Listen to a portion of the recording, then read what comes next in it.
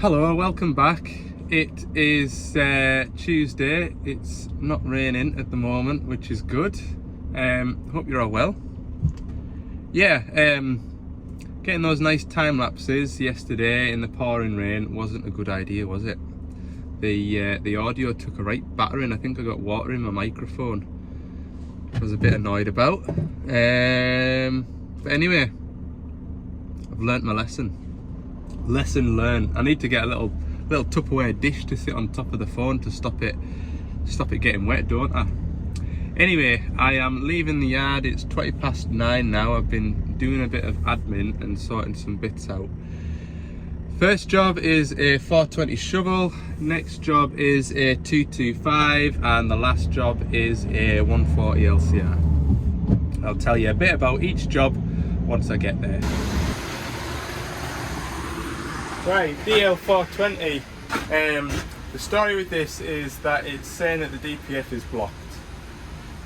And yesterday afternoon, my boss was on the phone telling me that there's a new rework out for 3 of the DL420s that are in my area, and it's to check the angle of the differential pressure sensor where it's mounted on the exhaust system, and it has to be between 60 and 70 degrees. So if it's any more or less, it doesn't work properly and it thinks the DPF's blocked. So I've downloaded an app onto my phone this morning, this phone, which should tell me what level it's sitting at, and it might just be a case of slackening the clamps and turning the DPF around a touch, and then I've still got the scanning tool on the van, so I should be able to do a proper regen. So we'll go and have a look at it now. So this is the differential pressure sensor up here, if I can get the cell into a position to show you. That's the differential pressure sensor there, so the angle of that needs to be between 60 and 70 degrees. So basically in the rework book it shows you putting a tool on there, which I'm going to use my app for, and it should be between 60 and 70 degrees, so we'll see, shall we? So I've just made my measurements. So you put your phone on the flat surface here and measure what it is. It's 2 degrees. And then if we look at my phone, I took a picture of it for you. 39 degrees. So we need to slacken these clamps, loosen that clamp, and hopefully try and spin this piece here round the way is the plan. Yeah, easy.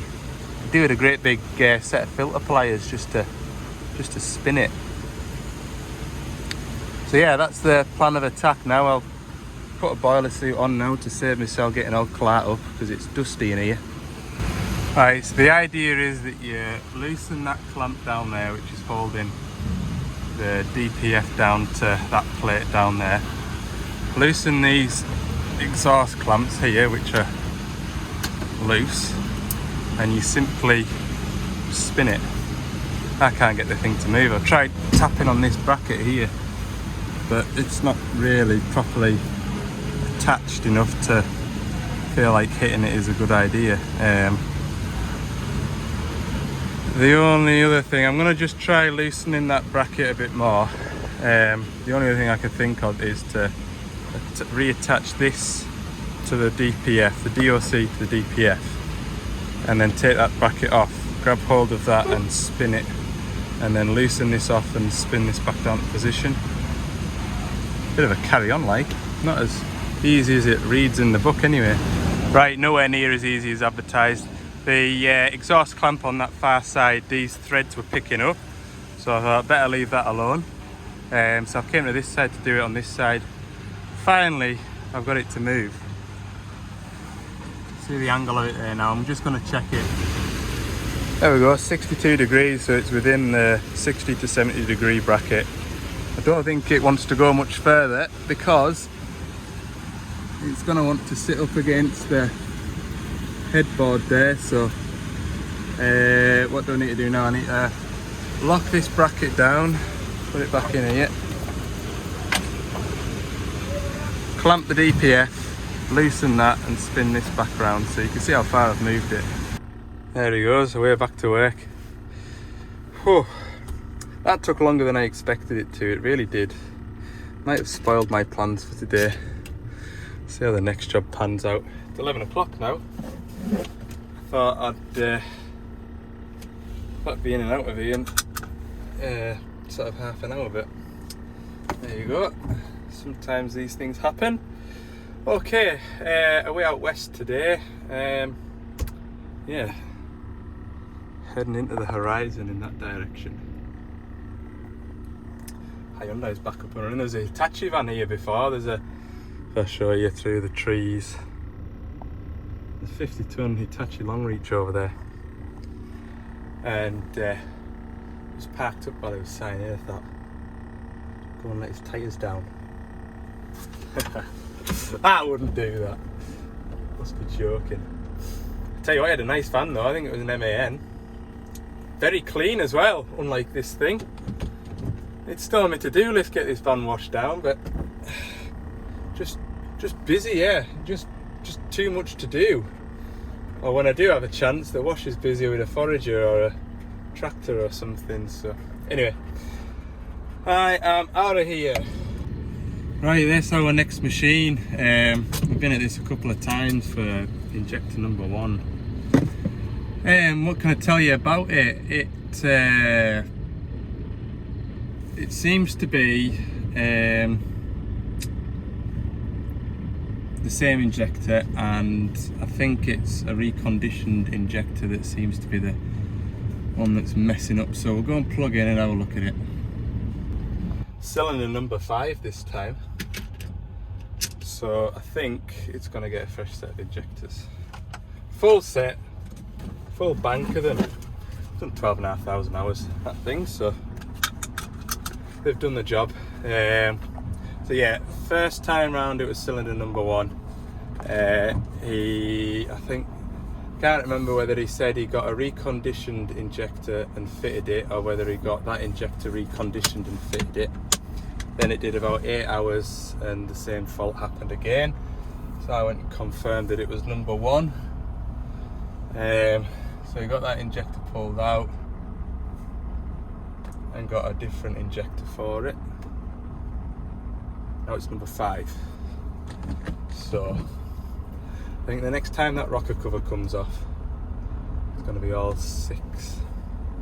Right, 10 past 12. I'm going to head towards the next job, which is on the way back. I went past the road end to the bit, but I thought I'll just nip and get that little job seen too, because I've got a feeling this next one, I've got a feeling it's going to be a bit of a fight.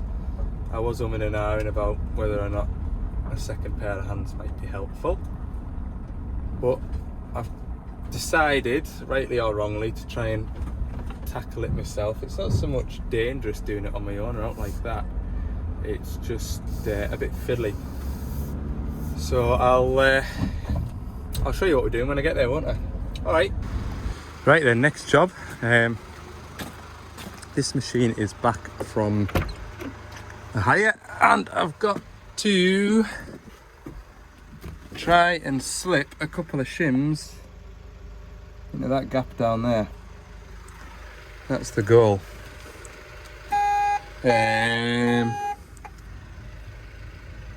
Yeah, it's not going to be fun, like, I'm not going to lie, but the whole, I want this to stop beeping, the whole trickiness about it is me being sat on the seat here, I can't feel the sweet spot or where that pin's loose, and if you find the sweet spot where it's loose and you can just pull it out, on paper it's just a case of pull the pin out, slip a shim in, shove the pin back in, or while it's moving free. So that's the goal. That's the goal. Right, we'll let it warm up and I'll try and find a sweet spot there. So the pin is there. It's nice and buried. I'm just reminding myself what all I need to take off. I think I'll have that step off. and this cover down the side.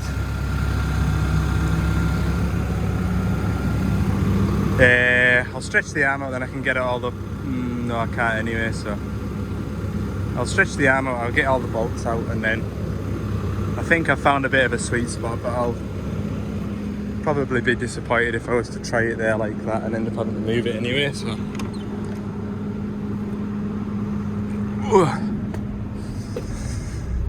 That's what I'll do. I've got some bodywork removed. I think I found a bit of a sweet spot. I've got the locking tab taken off, but it's shoved right in as far as it'll go. Sometimes they just sit a little bit out and you can kind of get a pry bar in there just to peel it back. That's what I was hoping. What I might do is put a bolt in there, bigger bolt than that obviously. Put that locking tab, I was going to say put that locking tab back across. I suppose I could put the locking tab back across, pull it out till it hits the locking tab, and then I can get in behind it. I might try that. Yeah, that's worth the treat, look. It's in somewhat of a sweet spot because I just put my bar on there. You watch now.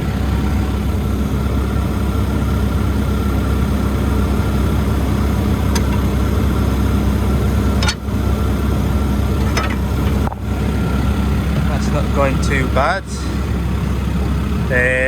I'm just going to grab a tape measure now and roughly measure how far out I need it, because I need it out of this boss and only just into the pin here ideally.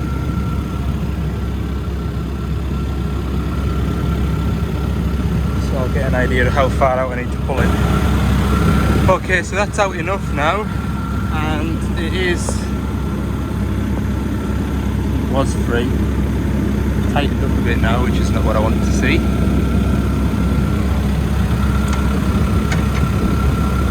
Oh no, it's fairly loose. Doesn't take much effort with that bar anyway. Grease on my hat. Yeah. Oh, phone's ringing. So I've slipped the two shims out from that far side. On these tabs, if I clean them up, I think there should be a part number on there. Because what I've done is I've got a selection. You can get different thicknesses obviously. So I carefully get this out of here. Oh, my hats are still drying. Look, I've not needed a hat today. It's nice and dry today. What a change. We'll see, because there's some pretty chunky ones in this lot. So we'll maybe try and, I don't know, we'll just see what fits, shall we? So these are 1.3s. Make that out there, 1.3.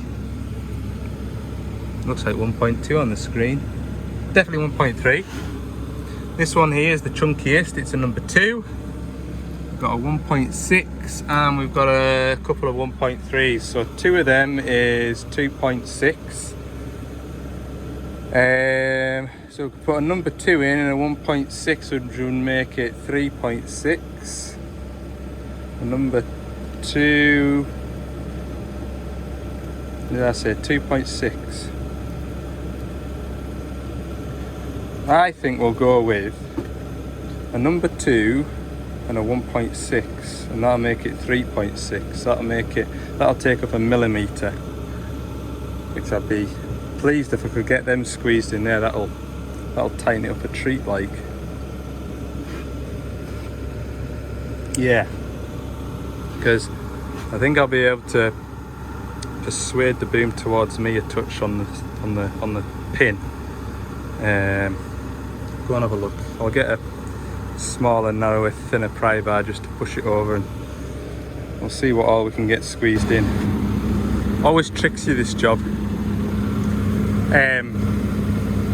Got my pin slid out. That was good. That was the first hurdle. I've got my shims in. It's lovely, and I'm really happy with the amount of shims in there. But can't get that pin to go. It's entering that boss, so it would slide in. It tried to enter that boss, and it'll either just be tiny bit of the shim, or it's just dropped ever so slightly.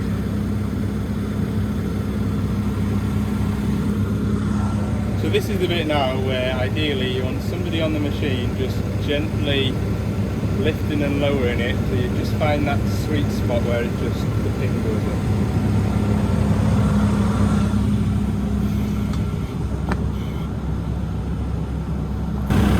I don't know what I did. I moved it once after speaking to you last, came back around no better, and I just went no. Try that.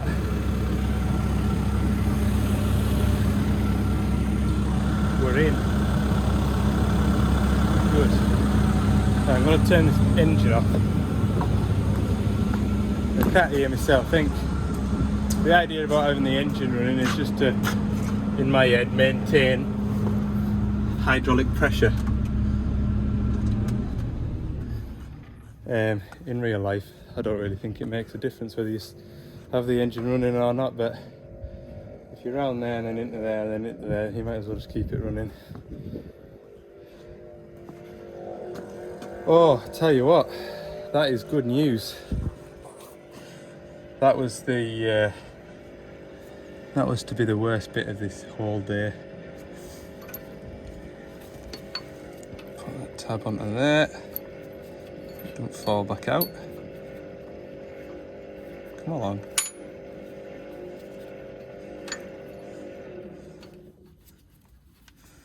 There we go. Oh, I'm pleased that's back in. That is tight as tight now, I think, because I used a selection of chisels to sort of spread the gap a bit. So we've extended, oh, we've not extended anything. What have I done? Opened the gap, got an extra 1.2 mil of shims in, taken the chisel back out, and that's sprung shut, so that should be as tight as you'll ever get it, I think. We'll see. Get this uggered in. Need to retrieve my bolt. I've been using the bolt head to hammer off just rightly or wrongly.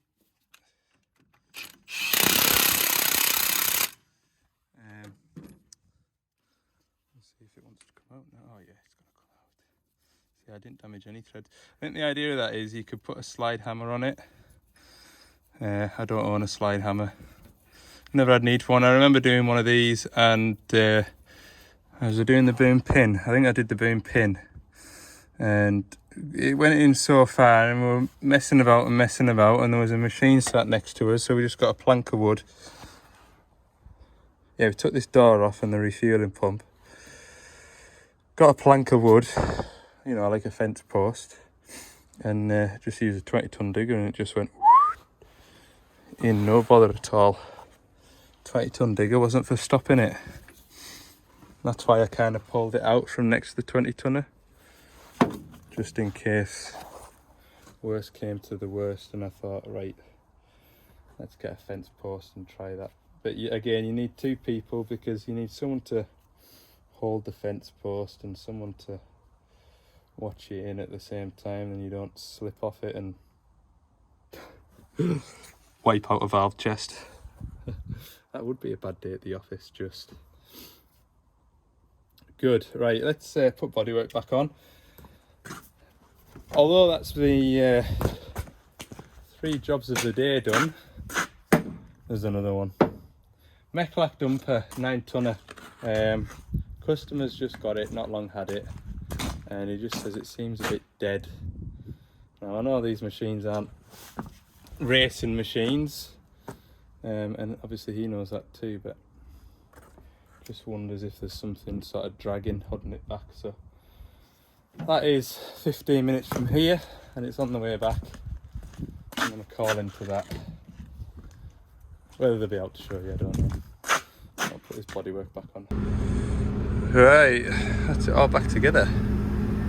Now what I get to do is every surface that I've touched, i.e.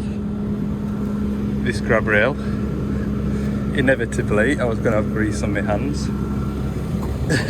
So I'm going to make sure that there's grease everywhere. That's just the nature of it, isn't it? I think I've done alright, to be fair. Pop that over here.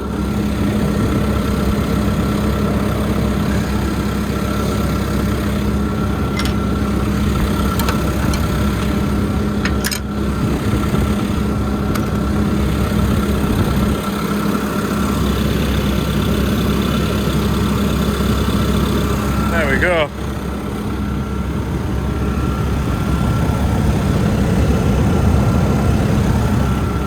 You're not going to get any more shims in between there, are you? Sweet as a nut. Right, I'll chuck all my tools back in the van and get through to this next, well, it's not a digger, is it? It's a dumper. A bloomin' dumper. 2:45. Time for a quick coffee, haven't we? Of course we've got time. There's always time for a coffee. Have I put a doodah in there? Always time for a coffee. Right, there's the dumper. I've had a go on it myself. He's filling with stone there and he's tipping it down there where his other digger is. So I took a full load of stone down and round that hill. Before I tipped it off, I reversed back up with a full load. And it won't pull up the hill in third gear, which I wouldn't expect it to be fair. Third gear is more. Anyway, it was sort of, the engine was trying, but I think it'd be the torque converter that would be spinning out too higher of a gear. But when I look at the specs of the machine, you've got the TA6, because he's got a 6 ton dumper as well, and he says that's much livelier.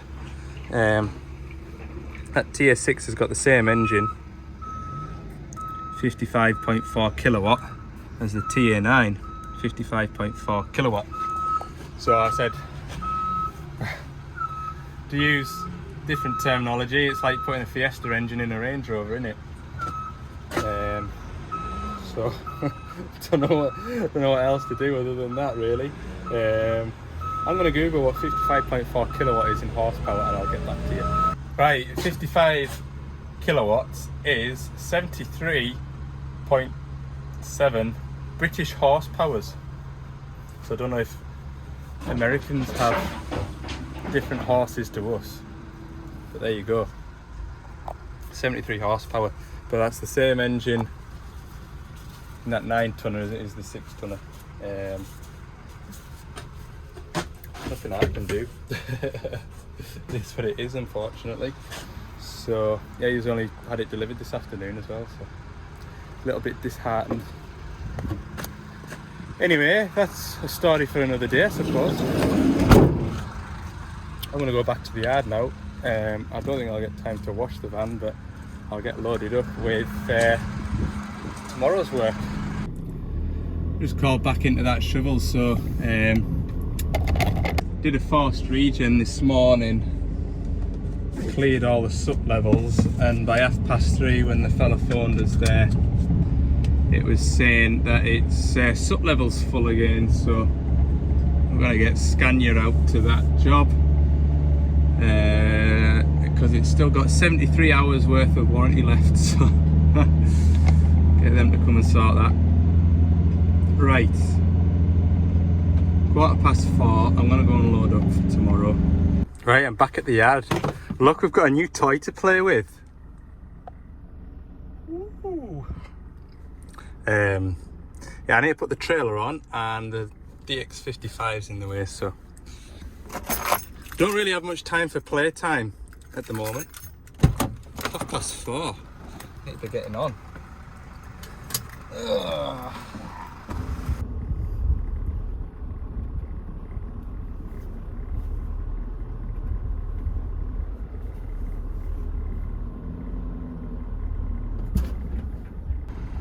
Perfect. Right, this is a 2-hander. And once I've got the trailer moved, I'll park that there, just then it's not in anybody's way. Just a little playtime. So I'll play with this then. Turn the aircon off. Press OK, continuous. Did it? Forward reverse.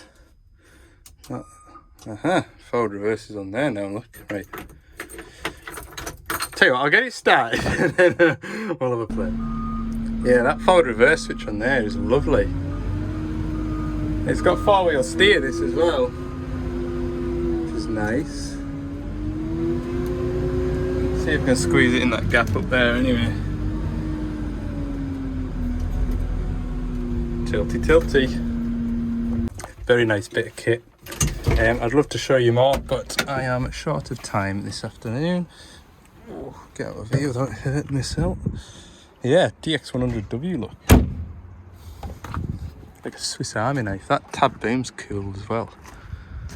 Yeah, from there, where I'm sat, I stretched and I was able to reach those buckets all the way over here.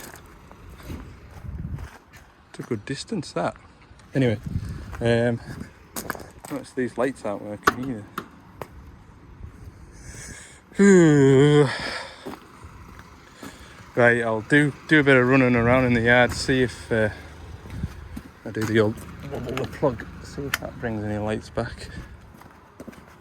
I hate trailers. Wonder if the brake lights work. Get it all sorted out before I go home.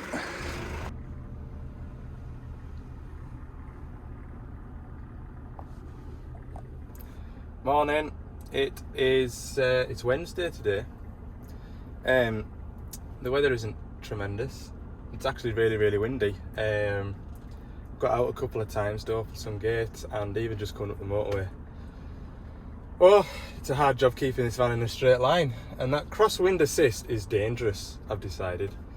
So if you don't know what crosswind assist is, when you get a gust of wind coming at the side of you from the side of the van, the wind obviously wants to push you across the lanes, and the van recognises that, and it just seems to slam the brakes on, but it doesn't slam them on equally. It sort of like slams, I would imagine it'll slam a brake on that side to kind of pull the van back across, but you correct it, your instinct is to correct it. I don't like that feature at all, and if there was a way to turn it off through the dash, then I would, but I think it's a plug-in job and I don't think folk do it, because it's a safety feature. And another thing, I'm not in my usual patch today. If you were to look at a map, see the M74 going up the spine of Scotland to Glasgow. Normally I'm on the right hand side of that, but I'm on the left hand side today, so I'm not familiar with the roads. I've got absolutely, well no, I do know where I am, but it's not somewhere I've been before. So yeah, anyway, I'm psyching myself up to get out in this weather. Shouldn't take as long, it's just a 500-hour service. I might skip this service filming it, or do a time lapse or something. A, because the weather's terrible, and B, because I've got something else that'll be a bit better for you to see. Okay?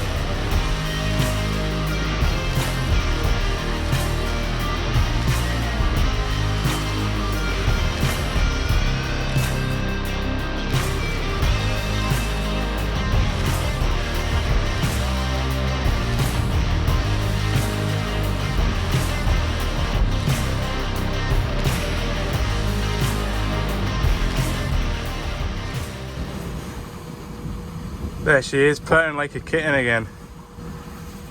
That was a very windy hour and a half. I'm pleased that was just a 500-hour service, I really am. Right, bit of paperwork and then I can get back on the road, head to HQ. So, here we are. My very first look and sit on a DOZER full stop. I have never ever been on a DOZER before, regardless of any colour. So the first DOZER that I've ever sat on is a Devellon. This is Devellon's very first DOZER product. I think they released the DD100 over in the States, and for the European market we've got this DD130. What all can I tell you about it? It is a 13-ton machine. It's got 150 horsepower Perkins engine, and that's about it really. Having never used a DOZER before or sat on one before, all that I really know about this machine is what I did in an online training course a couple of weeks ago. So to talk you through what we're sat at, so what we're sat looking at, we've got this here. This joystick here is blade up, blade down. We can tip it to the right and the left, and that alters it going like that. And then on this thumb wheel here we can shove the blade round, and this is a cool little feature. If you press this button here, I don't know if you'll see, but that acts as like a shake function. So if you, I would imagine if you're pushing up clay or topsoil or something, when you get to the end of your run, press that button and it'll shake any built up material that's sitting on your blade. So that's pretty cool. This thumb roller here, I believe, should do the ripper. This model hasn't got the ripper on it at the moment. Looking around the outside, there is brackets and pipework there for it. To get the machine to move, what we need to do is press that park brake, turn the revs up a touch, and then we can pull this lever back.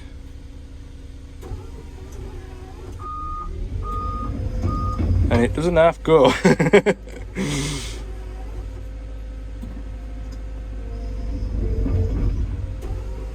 It's smooth as well, if you know what I mean. To steer, you just, as you're travelling, you tip it over to the right or tip it over to the left, and that'll take you that way or that way.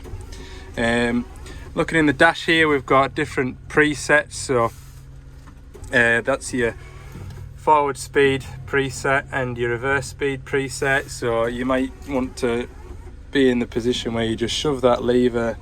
I'll put the park brake on. Should be able to shove that forward. Yeah,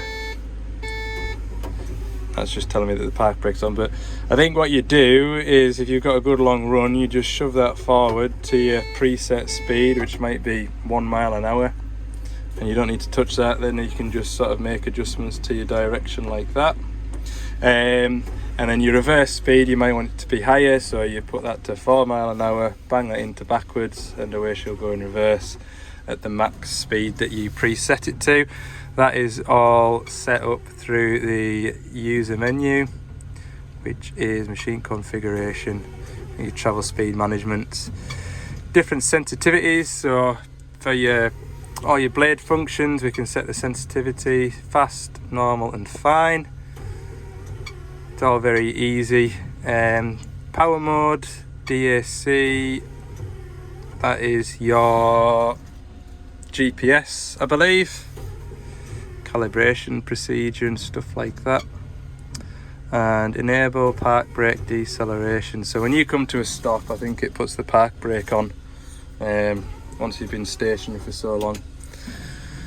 What else is there to show you? We've got the maintenance screen here, so it's very similar screen to the diggers. In here we've got all the different filter lives. I believe the final drives on these is 1500 hours. So on a digger it's every 1000, although I do it every 100, every 500, sorry. So I don't know whether I'll get into the habit of doing it on these DOZERs every 500, or whether they will be okay for 1500 hours. Just have to suck it and see. So yeah, we've got all the hydraulic filters here, air cleaners, standard 2000, AdBlue filter, breather filter, HST, hydrostatic filter, 1000 hours. We've got monitoring, and we've got warning or confirmation signs. So if we get an engine management light, for example, we can go into here, go into maintenance, click on the warning sign, and it'll tell the operator roughly what is wrong with it, and they can phone me and give me an error code, and we could try and troubleshoot it from there. What else is there? There's a trip here. Tells you what you've done in the day's work, I suppose, and you can reset it. Here, traction mode, max, high, medium and low. Again, don't know what sort of effect that'll have, whether the machine will prioritize traction over speed maybe. I'm not entirely sure at the moment. We have got a lad here that has done the training course. He went on it just before Christmas, but he's out at the moment, so if he comes back in before, that's why it's fogging up in here. I haven't got the aircon on. Put that on. There we go. Should be able to see out these windows shortly. But yeah, very similar keypad to what we find on the shovels and wheeled machines. Yeah, it's nice. Bit of space at the back here for your bait box. Plenty of cup holders, 2 litre bottle of juice, cup of coffee, phone in there. Yeah, it's a huge spot, like it is. Certainly a different view for me anyway. So from the outside, as you can see, the weather hasn't improved since I left that 225. If anything, it's got an awful lot worse. We've got the final drives here. This carriage all moves independently. I always thought a dozer was like, I always thought this bit was just part of the whole undercarriage frame, but it isn't. It's got like a torsion bar type of assembly, so the tracks move independently of each other. So yeah, bearing in mind I'm talking about this dozer and I've never done anything with a dozer before. And here we've got the batteries, got grease gun and cartridges of grease. The cab raises on this, and it's done electronically as well, which is great. And then that is the bar to lock it out for doing any maintenance. Down in there, that's where all your pumps and hydrostatic drives are. So around the back we've got the cooling pack, which you can see that fan is hardly going round. Obviously it's just right there. And here we've got cab filter and coolant. You have to excuse the wind. On this side we've got the valve chest, AdBlue, diesel, and this side hydraulic oil and the hydraulic return filters. I think that's the hydrostatic one. And is that the pilot one? Something like that. Like I say, I'll do more research close to the time.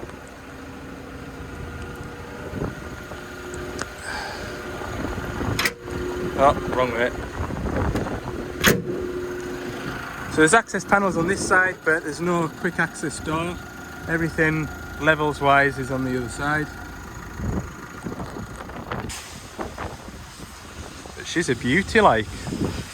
So, doing servicing, the 500 hour service filters are all in the front here.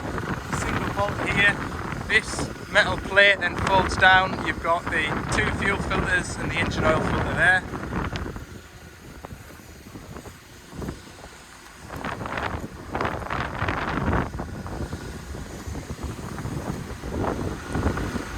And then on this side we've got the little hatch here, got the engine breather filter, engine filler neck and engine oil dipstick. And air filters. That's a little Perkins engine, 4-cylinder. So that's a quick look video looking at this new Devlon DD130. It's absolutely pouring with rain, so I'm going to go and park it up. different yard now. Not our stock yard. Yeah, some more big machines here. There's a few 420s. Big diggers then. Hey up, got another phone call now, hang on. I got sidetracked there on the phone. Yeah, I'm here to collect this pallet here. This is the one for me. There's a big 420 there. That's the one I did all that work to back end of last year. There's a brand new one up the yard there as well. Had a bit of a tour while I'm waiting for the forklift to come.